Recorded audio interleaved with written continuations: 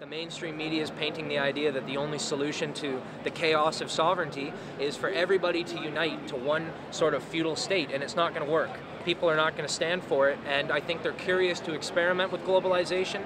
I just think that the model of globalization doesn't take into account people's rights to free speech, people's rights to be able to have access to free media, and that's a perfect example of what happened. You know, when you have media coming down who doesn't agree with the mainstream point of view, they want to shut that down. They want to control every asset of our lives, or every facet of our lives, and that's why we're out here, is because, you know, I want my children to grow up in a world where they have the ability to walk down the street without having to fear giving up identification to a police officer. I mean, go bother somebody who's doing something wrong. Don't bother the people who are doing things right.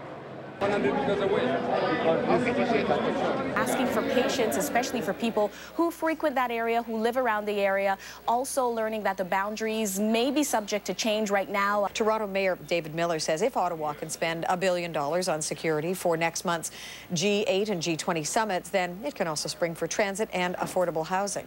There will be some traffic disruption, specifically on the Gardiner Expressway and the 427, as those routes have been designated for motorcade travel. Union Station will be open, but from Friday, June 27th to Sunday, the 25th, to Sunday, the 27th, hearing that some of the exits will be restricted, specifically the one onto Front Street. More details, of course, on their website, the integrated security unit. Fences will start going up 2 weeks prior to the summit, so look out in the next few weeks. Security perimeter, 10-foot fences that will be constructed. The construction expected to start around June 7th and continue 24 hours a day until completion. Street action with the truth seekers, just looking for the truth about what's going on, and you can find this in the Toronto Street News.